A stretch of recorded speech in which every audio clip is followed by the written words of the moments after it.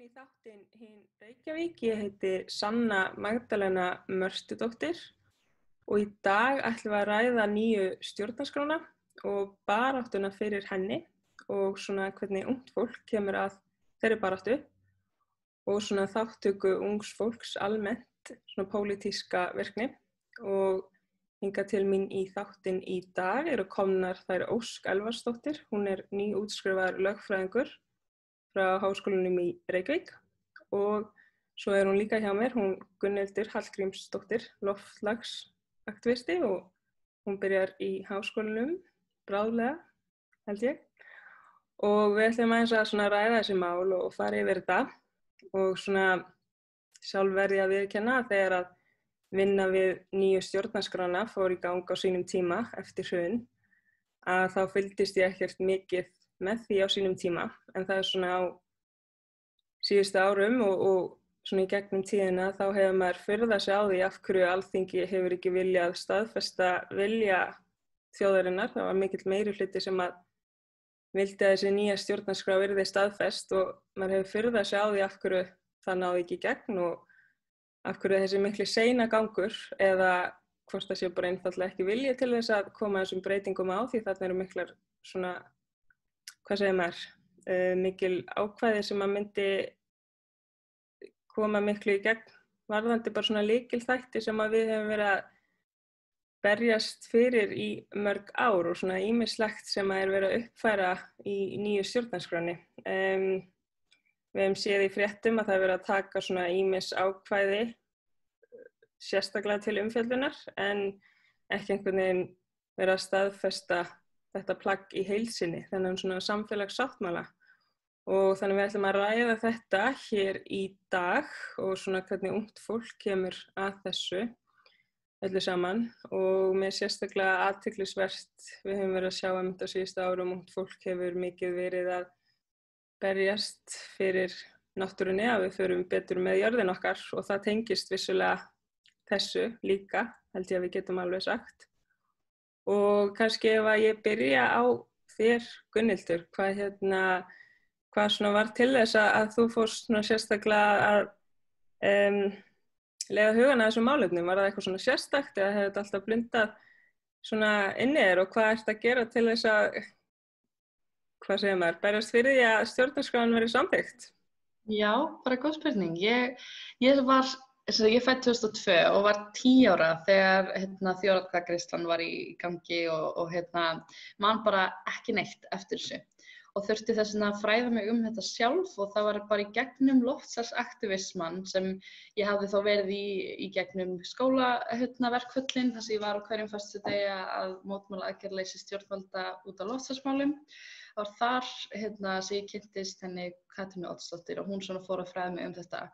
Og mér fannst þetta svo skrítið, ég bara vildi ekki trúa þessu að þetta hefði í alvörunni gerst, að við hefðum bara hunsað þjóðaratkvæðagreiðslu. En mér fannst svona smá, ég skildi ekki, ef þetta er satt, af hverju ekki allir brjálaðir?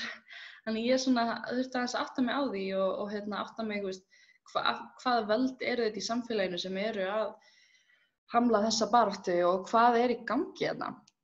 Og svo, já, fór ég bara að fræða mig þetta og þetta er pínu flókið og leið og einhver ungmanneskja fer fyrst að tjá sig þetta, þá er oft sagt, þetta er stjórnarskrár og lögfræðimál, þá geti eitthvað að vera, þetta er pínu fráhrindandi af því að þetta heitir stjórnarskrár eitthvað.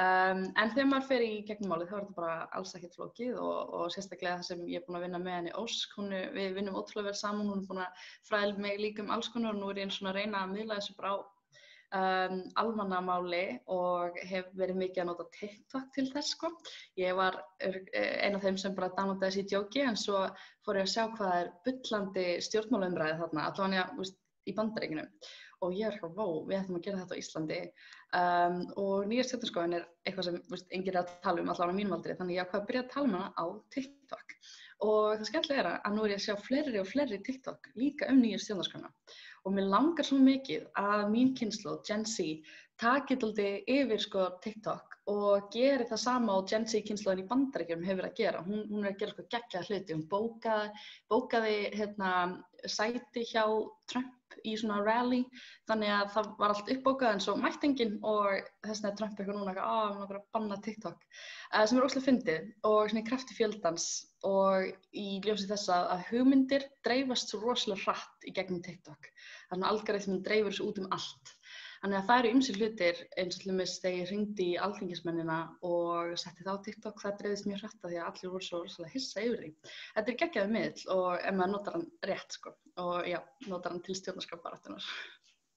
Fyrir okkur unga fólki sem erum föst í svona miðaldra líkama eins og mig hérna nýorðin 28 ára gömul, TikTok, ég kalla þetta lengi TikTok, þetta er hvað? Þetta er svona Snapchat og Instagram svona blanda saman okkur neginn. Þetta eru myndbönd eða hvað er þetta á netinu sem þú deilir með vinið þínum eða? Já, þetta er sko, þú getur búið til myndbönd frekar auðveldlega og ég bara, þú veist, taka myndband af mér og svo setja ég svona green screen fyrir aftan mig þar sem ég setja einhver ákvæði í nýju stjórnarskránni og útskýra þau bara búðalega einfaldlega. Svo er hægt að gera eitthvað svona fyndið líka en þú veist ekki, ég nota þannig og fólk nota þetta mismunandi hátt en jú, þetta er bara svona myndbönd eiginlega. Þannig að þetta fær mikla athygli og þú getur dreift þessu út allt og getur útskýrt hlutina og svona margir sæta. Já, bara 60 sekúndum útskýra einhver ákvæði í stjórnarskránni, það er bara ekkert mál því þetta er ekki það flókið. Skemmt. Það eru bara stjórnmálamenn sem kannski tala á svona flokknu máli sem er mjög fráhrindandi en ég meina þetta er sjálfstæðisbaráttan okkar og lokalhlekkurinn í henni þannig að mér finnst það sjálfsögðu að allir eigi hafa skoðun á því og allir eigi geta tjáð sig málið þannig að það finnst mér svo mikilvægt að tala það, þú veist, þannig en ekki á svona pólitíkusamáli. Og svo Ósk, þú kemur inn í þetta þá í rauninni með svona dálítið þennan lagalega bakgrunn og líka þá sem ung kona og þú einhvern veginn ert með þá kannski þetta bæði inn í svona þetta, hvernig kemur áhugið þinn inn í þessa baráttu, hvernig svona byrjar þú svona að velta þessum málum fyrir þér? Já, einmitt. Þú veist, ég fer náttúrulega bara í lögfræði, heyrist alveg viljið mér það? Já. Ok, ég fer í lögfræði því ég er bara með réttlætiskennd og mér langar bara einhvern veginn að sjá hvernig við byggjum samfélagi einhvern veginn út frá lögin sem við setjum frá alls konar sjónarmiðum og til einhvern veginn búa til betra samfélagi. Þannig ég byrja þannig og í gegnum laganámið þá einhvern veginn er gert svo ótrúlega lítið úr þessu ferli að það er eiginlega bara smá óhugnalegt. Og ég var einhvern veginn orðin bara pínu talsmaður gegn henni án þess að skoða málið sjálf. En síðan var það ekki fyrir á síðasta árinu sem að ég einhvern veginn fyrir að skoða þetta einhverju alvöru og mér brá bara rosalega mikið. Og það er kannski svona drifkrafturinn í þessu bara. Mér brá líka bara að því hún er svo efnislega, hún er svo góð og hvernig var staðið að henni. Bæði bara hvað var náttúruvernd og einhvern veginn mannréttindi og hvað myndi ná fram mikið af þessum kerfislægum breytingum sem við þurfum að ná fram til að ná betra samfélagi þar sem allir einhvern veginn, þú veist, já, þar sem allir hafa heimili og geta borðað einhvern veginn bara þessi grunnþættir og þannig að það var kannski það einhvern veginn sem að, já, bara lokkaði mig inn í þetta. Og mér langar bara endilega, þú veist, svo hugsa ég bara, ef allir myndi vita þetta og hvernig hún er og hvaða breyting hún nær fram, þá væri allir á svona vagni og myndi bara ná henni í gegn og það að þessi þjóðaratkvæðagreiðsla hafi verið hunsuð, það er líka bara mjög skeri, skilji. Það hafi verið haldnar 9 ráðgefandi þjóðaratkvæðagreiðslur á Íslandi og þetta er svo eina fyrir utan æsimálið sem hefur verið hunsuð. Og svo bara varandi kvótakerfið og allt það. Þannig að það er kannski svona minn vinkill á þessu. Það er einmitt verið að hnykkja á málefnum einmitt eins og varðandi bara svona réttindi, þú veist, gegn fátækt og einmitt komið ákvæðum, þú veist, málsmeðferðarhraða, varðandi hælisleitendur og þú veist, það er bara verið að uppfæra hana. Þessi gamla, hún er svo úrelt og maður sér alveg, hún er skrifuð bara fyrir löngu, þú veist, það sést alveg. Og það sést alveg að hún er skrifuð á tímum bara sem að voru allt aðrir og núna þurfum við að taka mið af því að við búum ekki í þannig samfélagi. Þannig að stóra spurningin er kannski einmitt hver hefur hag af því að hafa núgildandi stjórnarskrá og í rauninni einmitt af hverju er þessi miklu svona tregi til þess að vilja ekki staðfesta vilja þjóðarinnar og hvernig, þú veist, hvernig getum við einhvern veginn komist á þann stað að vilji þjóðarinnar ná í gegn? Þú veist, hvað haldið þið að þurfa að eiga sér stað svo að þetta verði staðfest? Ósk, vilt þú ekki taka fyrir hlutan og ég skal taka seinni hlutan?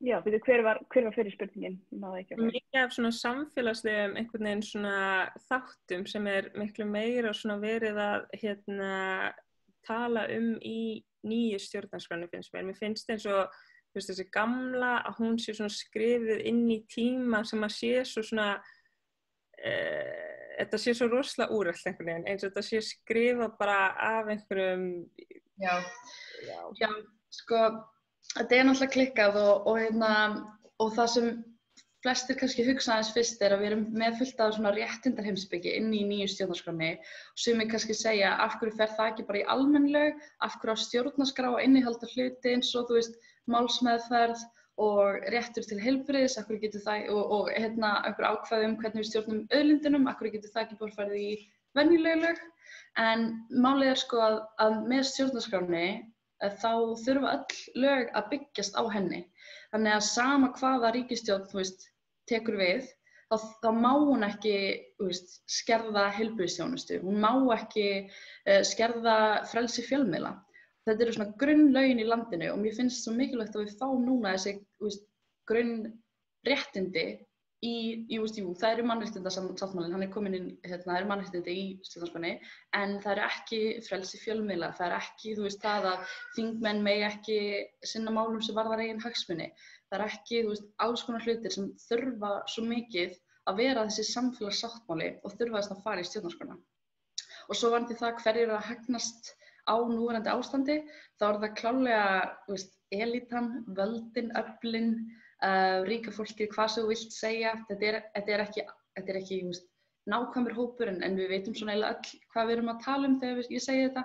Það er klárlega útgerðarfyrirtækin, kvótaeigendur, fjölskyldur þeirra og svo líka alþingismenn sem vilja halda í sitt vald af því að, ég meina, þú hugsar það, af hverju ætti Alþingi að fá að ráða reglunum á Alþingi? Það er klárlega þjóðin sem á að ráða þeim, því að auðvitað vilja þau halda áfram að þú veist, halda í völdin og halda í þær leikreglur sem eru núna, sem eru brotnar og leyfa þeim að misnota vald sitt. En ég meina, þú myndir ekki biðja leikskólakrakka að velja reglurnar fyrir leikskóla, þau myndir bara segja súkkulaði í máltíð, alla máltíðir, en frekar eftir með einhvern svona eins og þjóðina sem setur þá regluna fyrir leikskólan því að vissulega er Alþingi bara einn stór leikskóli. Maður kannski aðeins skjótið hann inni einmitt, þetta er algjörlega það sem ég að hugsa líka Gunnhildur. En eins og þú segir þannig þá er það bara þannig að þú veist, það eru auðvaldið og ákveðin öfl sem bara þrífast í skjóli þessar úreltrar stjórnarskrár sem við höfum núna. Þú veist, hún er í grunninn samin fyrir Danmörk 1848, skilur við. Við erum bara, muna það, við erum hérna ríkt land af náttúruauðlindum. Við græða því að við séum ekki með auðlindaákvæði í stjórnarskránni og bara til að byrja alveg frá byrjun, við erum stjórnarskrárgjafinn, við ráðum því hvernig okkur er stjórnað, skilur. Það er bara forsenda ríkisvald, það er bara þannig. Og þú veist, það sem allt í þessu stjórnarskrá sem er gott fyrir fólkið og ekki gott fyrir bara, þú veist, forréttindahóps, skilur, sem er að stjórna einhvern veginn öllu í samfélaginu. Þannig að það er mjög sterk öfl gegn þessu, þú veist, með mjög sterka lögfræðinga og það er kannski svona það sem átti þessu pínu á í lögfræði, þetta er ákveðið valdatæki, skilur við. Og eins og í nýju stjórnarskránni sem er líka svo mikilvægt að það kemur alltaf þessi réttur til menntunar og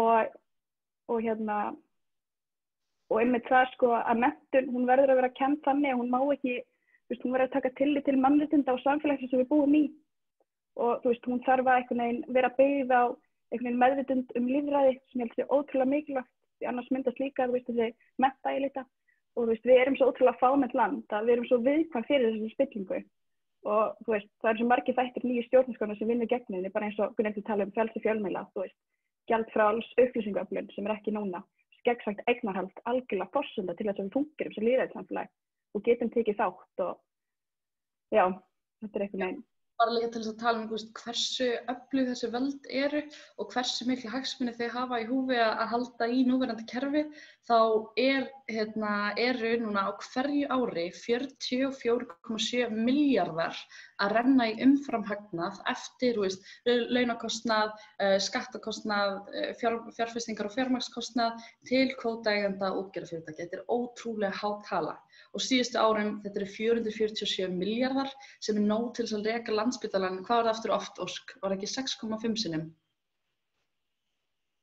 Já, ég held að það hafi verið kringum 6 sinnum eða eitthvað svoleiðis með rekstraráðina 2018. Einmitt, þannig að þessi öfl eru búin að til dæmis kaupa Morgunblaðið og þessi 800 milljón króna taprekstur sem núna á Morgunblaðinu ekkert í samanburði við þann hagnað sem þau eru að fá hverju ári. Þannig þau eru að leggja rosalegt púður í það að drepa þessa baráttu en við erum bara ekki að fara að hætta. Og maður verður til að hafa þetta í huga þegar maður sér þessi rosalega öfl sem eru gegn okkur. Að þau hafa svo mikla hagsmuni. En ég veit ekki, það bara hvetur mig eitthvað ennþá meira til þess að takast gegn þeim. Því að það væri svo hlægilegt ef við myndum vinna og þau myndum tapa með öllum þessum pening. En bara þannig virkar lýðræðið á að virka og ég hef fulla trú á að það muni ganga þannig. Bara eitt viðbót, við erum að fara að vinna. Lögfræðin algjörlega með okkur þar. Þannig að þetta bara spurning að vera nógu mörg saman. Já. Til að ná þessu breytum í gegn. En Ósk, veistu eitthvað hvernig þetta í löndunum í kringum okkur? Hefur þetta verið endurskoðað reglulega? Hefur þessu verið breytt? Er þetta svipað í kringum okkur að við séum bara með eitthvað svona gamalt úrelt? Veistu hvernig þetta í nágrannalöndum? Er verið að virða vilja þjóðarinnar? Er verið að endurskoða stjórnarskrána? Eða er þetta kannski bara misjafnt eftir löndum? Veistu eitthvað þróunina þar í nágrannalöndum?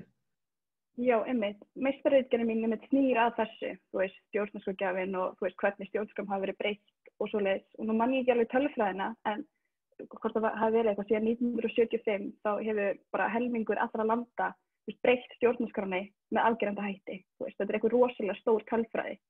Þannig að það ekki þannig að bara stjórnarskrár eiga að vera búna til á 19. öldinni og það eiga bara að halda, skilur við. Og síðan líka að maður lærir þegar maður skoðar það sem bara stjórnarskrár grundvallast af eitthvað sem kallast í lögfræðinni stjórnarskrárhyggja.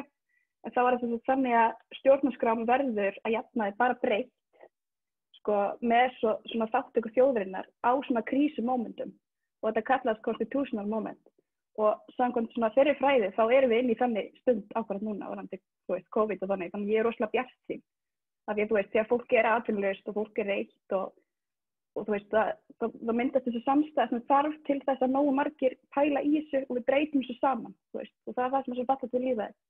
Þannig að sumir segja bara já, sem er mótið sem segja kannski að bara hrunið var ekki stjórnarskránni að kenna. Þetta er bara vanþekking á einhvern fræðinni, hvernig lýðræði virkar. Og hvernig síðan kynnist þið? Af því þið eruð báðar að berjast fyrir þessu og Gunnhildur, hvernig síðan kemur það til?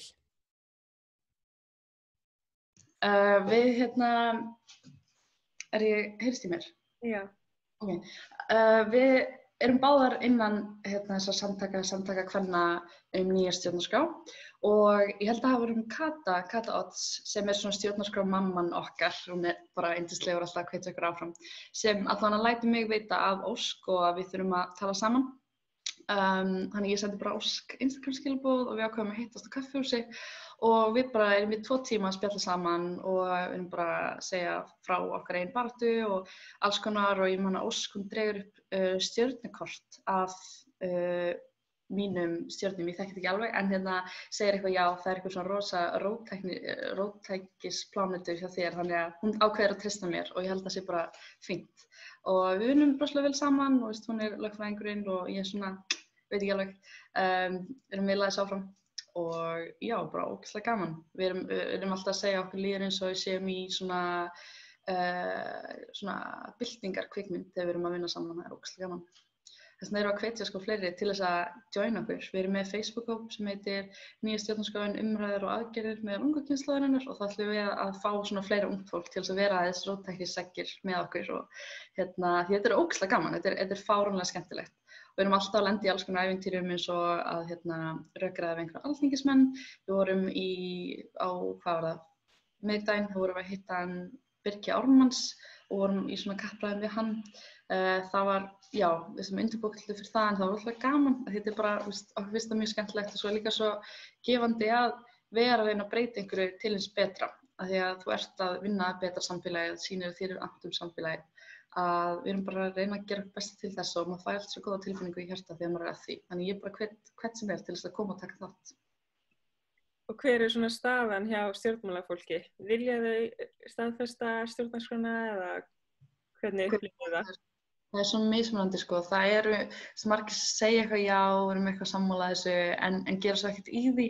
En svo líka ákveðnir flokkar sem bara eru alveg á móti þessu og geta bara þrætt áfram við mann 2 tíma, við vorum í 2 tíma að rugla með en þú veist, ég verð bara svo þreytt að hugsa þetta samtal en þau eru með alls konar brotin rök finnst mér og við þurftum að rifja upp fyrir honum stjórnskipunarrétt og við þurftum að koma með 3 skýrslur það þessi tala 44,7 milljarðar séu renna til útgerðunar bara til þess að sanna fyrir honum eitthvað, heyrðu, við höfum rétt fyrir okkur, þú veist, það mátti ekki vera að beygja sannleika fyrir framan okkur, við erum með staðreyndirnar, en það tekur rosalega á að ruglaði við þau, þetta er bara starfið þeirra, en við erum alveg með þetta og við gátum það alveg og þetta er nú bara byrjunin sko.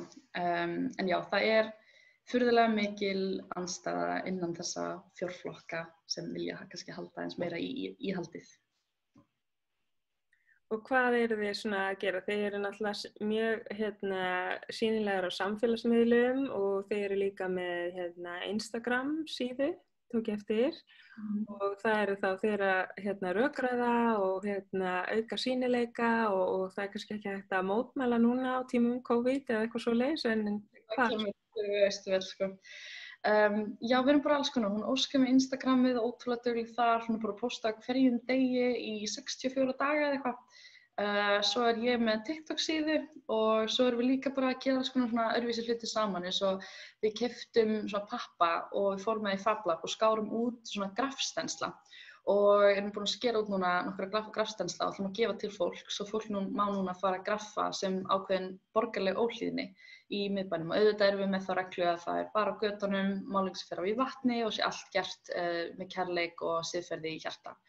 En já, við gerum alls konar hluti saman og svo líka ætlum við að reyna að opna þessu umræðina, við erum að byrja með Birgi og svo ætlum við að fara kannski til ykkur fleiri sem vilja rökræða við okkur og líka bara auka alls konar svona aktivisma. Og hvað heitir Instagram síðan? Instagram síðan heitir @nýjastjórnarskráin. Svo erum við líka með Twitter sem við erum að byrja á sem heitir @nýjastjórnarskr. Við erum líka að byrja með Facebook síðu sem heitir Nýja stjórnarskráin fræðsla. TikTokið mitt heitir Gugga Rugga, ég veit ekkert hvað ég var að spá því að skilja mig þetta, en já. Og svo erum við líka, við vorum að setja Patreon síðu ef einhver vilja styrkja okkur fyrir ýmsum svona tilfallandi kostnaði fyrir pappírsörklum sem er bara patreon.com/nýja stjórnarskráin. Svo erum við líka með undirskriftalista í gangi. Sem er www.nystjornarskrá.is og það er svo mikilvægt að við skrifum öll undir. Já, ótrúlega. Það hunsa okkur áfram. Já, það ætti náttúrulega, ég held nefnilega að þetta sé ákveðin tímamót af því að það var þessi kosning 2012 og allir heldur bara þá að hún yrði lögfest og var eitthvað jæja, hvenær hún verður lögfest og þetta var alltaf svona, hef ég allavega heyrt, þetta var alltaf svona hvenær ætlum við að vera brjáluð af því að er það núna? En ég held að því að Alþingi var að leggja fram sínar breytingar á stjórnarskrá því alveg bara að hunsa breytingar tillöguna sem stjórnlagaráð kom með. Þá held ég að tíminn sé núna. Núna erum við brjáluð, bara formlega við erum bara mjög brjáluð núna. Og það er ástæðan okkur við erum með þennan undirskriftalista. Við erum að krefjast þess að Alþingi lögfesti nýju stjórnarskrána sem þjóðin kaus, sem þjóðin mótaði, sem þjóðin vill. Þannig núna er tíminn, við erum brjáluð og við ætlum að gera eitthvað í því. Þess vegna erum við að skrifa undir og við ætlum að reyna að ná 25-30.000 undirskriftum fyrir 20. október. Það er ótrúlega mikilvægt að við fáum það, af því það eru 10% kjósenda. Já, þannig það er mjög mikilvægt og ég hvet alla til að skrifa undir, fá mömmu og pabba til að skrifa undir, fara ræflu um það í vinnunni og bara fá alla til að skrifa undir. Hvað finnst ykkur svona ungt fólk almennt vera að pæla meira í þessu eða finnst ykkur vera bara allur gangur á því eða þú veist, finnst ykkur, hvernig þetta svona í ykkar innsta hring? Þetta mismunandi eða þú veist, fólk að pæla í þessu, þú veist, einmitt, þegar að fólk kannski lesi þetta, finnst þér eins og þetta sé finnst ykkur oft eins og þetta sé þetta er svo eitthvað lagalegs eðlis ég átta mikið á þessu eða er fólk svona, þetta er svo almennt, þetta tengist okkar lífi, þetta verður ég að setja inn í þetta og kynna mér þetta og styðja þetta eða hver er svona ykkar skilningur á þessu? Allur gangur á þessu, en eins og ég sjálf var fyrst bara eitthvað, þetta er alltaf lagalega flókið, ég fatt ekki einu sinni hvað þetta er, hvað því breytingar til á stjórnarskrá og sérstaklega ungt fólk sem kannski man ekki alveg eftir þessu að kynna sér þetta núna, það tekur smá tíma að þú veist, fatta þetta bara eitthvað býtu við sem vestrænt lýðræði, eða lýðræði í gæsaleppum, hunsuðum lýðræðiskostingar, þetta make that sense. Það tekur smá tíma svona að í alvörunni trúa því að þetta sé bara að gerast á Íslandi.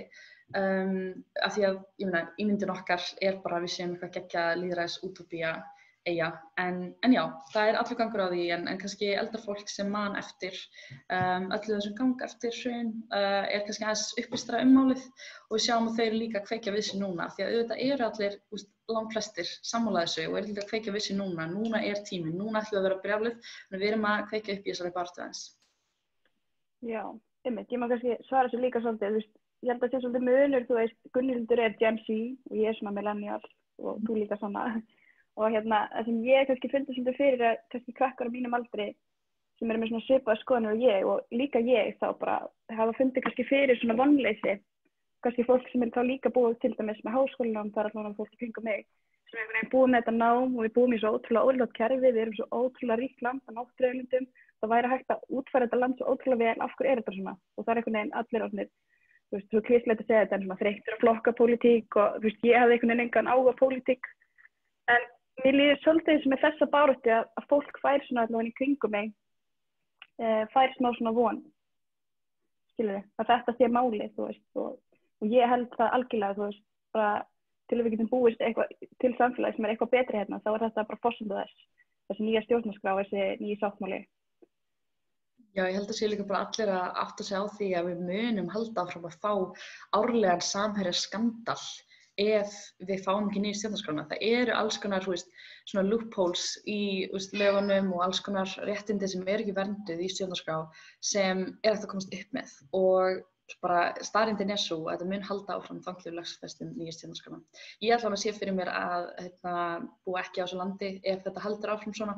Þá langar mér bara fyrir til Evrópu, þannig að ég sé þetta klárlega sem bara þú veist, baráttu fyrir landið og ég vona að fleiri fara að sjá þetta sem þannig og fá smá þjóðernisstolt í því að vera í aktivisma og að vera að reyna að bæta landið sitt, því að þetta er, þú veist, held ég hreinasta form af þjóðernisstolti að berjast fyrir landið sínu. Mér finnst líka bara að bæta aðeins inn í bara eins og bara til dæmis það, þú veist, að Bjarni Ben segir að það sé ekki til peningur til að niðurgreiða sálfræðiþjónustu, þú veist, að það frumvarp núna í gegnum daginn. Og maður er bara, það er til peningur, þú veist, okkur einasta ári, 10 milljarða. Og þú veist, maður verður bara svo reiður, skilur við, og það er náttúrulega það sem drífur maður líka áfram. Þú veist, bara bæta þeirri. Að við séum að sjá kannski meira einmitt forgangsatriði og hvað það eru margir sem að, þú veist, hafa þurft bara einhvern veginn að, gjörsamlega, þú veist, það eru svo mörg í samfélaginu okkar sem hafa verið bara skilin eftir, bara ár eftir ár eftir ár eftir ár. Og að því ég var einmitt að bara, ég ákvað að lesa bara, áðan, gömlu stjórnarskrána og nýju stjórnarskrána, bara aftur. Og þegar ég las gömlu, ég sá orðið, hvaða orð var það? Það var að, eitthvað verja, eitthvað drengskaparheit. Ég sá orðið drengskapar, eitthvað, þetta orð svo oft, sko. Og svo var ég að lesa nýju. Og þá tók ég svo vel eftir, sko, einmitt að það þurfa að tryggja að við getum einhvern veginn öll búið óháð því hvort við séum, sko, að við fáum einhvern veginn þessa grunnframfærslu sem við þurfum ef við erum fátæk eða vegna örorku eða einhverja slíkra aðstæðna og svo var sérstaklega talað einmitt að við eigum öll rétt á bara hvað segir maður, hreinni náttúru eða hreinu lofti, nú man ég ekki nákvæmlega en allir þessi þættir og það er verið að koma með þetta svona meira skýrt inn í einhvern veginn en ekki bara einhvern veginn svona fólkið sem að sinnir störfum fyrir einhvern veginn löggjafarþingi sem fannst svona vera kannski helst í fókusinn í gömlu stjórnarskránni en það meira verið að tala um náttúruna, hvernig við komumst af í gegnum daginn og lífið og hvernig samfélagið, náttúru auðlindir, auðlindaákvæði. Þannig að einmitt, eins og þú veist að tala Ósk, þú veist að einmitt dönsku mennirnir eða eitthvað hafa skrifað þetta á 19. öld og svo einmitt hver er að skrifa þetta núna sem er meira svona samfélagstenkjandi þjóð sem að vill passa þetta sé samfélag fyrir okkur öll. Ég fæ alltaf hroll þegar ég les aðfararorðin að nýju stjórnarskránni. Ef ég fæ að lesa bara einu setningu hérna sem er bara ólíkur uppruni okkar, auðgar heildina og saman berum við ábyrgð á arfi kynslóðanna, landi og sögu, náttúru, tungu og menningu. Þetta er svo ótrúlega fallegt og ég bara, þú veist, ég fattar stundum ekki hvernig alþingismennirnir geta verið á móti þessu. Því þetta er svo fallegt, þetta kemur svo mikið frá þjóðarhjartanu, þetta er bara svo gríðarlega fallegt og eitt sem ég finnst líka ótrúlega skemmtilegt sem er að kveikja í baráttunni líka er að fólk frá ólíkum sjónarhornum og ólíkum stjórnmálaflokkum er alltaf að koma saman undir þessu af því þetta er eitthvað sem er ekki pólitískt, á ekki vera pólitískt og bæði, þú veist, sósíalistar og kapitalistar, vinstri og hægri menn geta fundið miðjuflöt á eins og til dæmis með auðlindaákvæðið. Það er einhver svona það er verið að selja sumum að þetta sé bara eitthvað rosalegur sósíalismi, en þetta er það ekki. Það meikar bara ekki sens að einhver fái 44 milljarða. Mér finnst það ekki vera bara réttlátt. Og ég meina eins og Ósk, hún er ekkert rosalega vinstrisinni, hún vill fá bara eitt skattþrep og ég hef heyrt fólk... Ég vil ekki fá eitt skattþrep, það var smá misskilningur. Ok, en ég er alltaf búin að heyra fólki sem er þannig sé frekar hægrisinna og svona, en styður samt nýju stjórnarskrána af því að það geta allir fundið þennan grundvöll það að ef við fáum til dæmis, ef við fáum 44 milljarða á hverju ári inn í ríkiskassan, þá er pólitískt hvað við gerum við peninginn, en það er ekki pólitískt að fá hennan pening inn. Það meikar bara sens, einhvern veginn. Það er bara, annað ég get ekki hugsað mér annað. Þú getur þannig að lækka skatta með þessum pening, þú getur líka, bætt heilbrigðiskerfið, gert háskóla ókeypis og alls konar svona. En það er einmitt það sem ég finnst auðga baráttuna er hvað allir einhvern veginn geta komið undir þessari stjórnarskrá. Já, kannski líka það sem við kannski bara pínu að segja bara svona með þessu er að það er ekkert hægrisinnað að vilja vera með spillingu. Kannski er það, ég veit það ekki, ég skilgreinir mig ekki beint, en mér finnst þetta bara, þetta er bara common sense, þessi nýja stjórnarskrá. En svo veltir maður því fyrir sér hvort þetta sé einmitt það pólitískt, af því það verið að tala til dæmis fljóta málsmeðferð og þetta er eitthvað sem hefur verið einmitt lengi í umræðinu núna á þinginu að tryggja fljóta málsmeðferð og eitthvað sem virðist ekki hægt að koma almennilega í gegn og þannig er þetta kannski bara ágreiningsmál, ýmsir svona þættir sem maður hefði haldið allir geta verið sammála en sem á eftir að einmitt útkrjá bara á meðal ríkisstjórnarinnar, bara svona ýmisleg lagaleg ákvæði sem að hélt einhvern veginn að allir geti sammælst og sem að einhvern veginn kannski ríkisstjórnin hugsa við getum ekki staðfest þetta af því að við erum einhvern veginn ekki, búin að staðfesta þetta innan okkar raða, eitthvað svoleiðis. Hvað segir þú, Ósk, það? Já, einmitt. Þannig komum við kannski svolítið inn á það að, hvað var að stjórnarskrárbreytingar og svoleiðis. Það er ekki alþingi sem á að vera algjörlega sátt, hvað var að stjórnarskrárbreytingar. Það er þjóðin sem er stjórnarskrárgjafinn, við erum að vera sátt. Og þessi nýja stjórnarskrá á sínum tíma, ég meina hún spratt upp af þessum næstu 1000 manna þjóðfundi, fólk með alls konar skoðanir. Og þá kom bara svo mikið ljós, bara náttúran, við viljum búa landa sem fólk, bara, allir geta að lifa bara mannsæmandi, lífi og allt þetta. Og síðan var það líka ákveðin málamiðlun þá var kosið til stjórnlagaþings eða stjórnlagaráðs og þarna komið aftur einstaklingar saman með bara mismunandi bakgrunn og það samþykktu allir þessa stjórnarskrá, einróma. Þannig að við höfum náð þessari breiðu sátt og síðan var kosið þetta og 2/3 kjósenda samþykktu hana þegar við erum sátt og mér er svolítið svona að segja að þau þurfa eitthvað innbyrðis að gera eitthvað málamiðlun við auðvaldi, mér finnst það bara ekkert rétt, þau eru þarna fyrir okkur.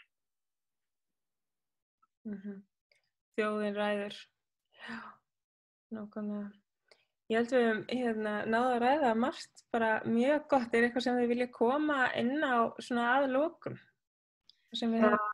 Minna fólk að skrifa undir, það er ótrúlega mikilvægt. Við erum bara að fókusa það núna næstu mánuði til 20. október. Skrifa undir nýstjórnarskrá.is, fá alla í fjölskyldunni og alla í vinnunni til að skrifa undir, það myndi bjarga okkur.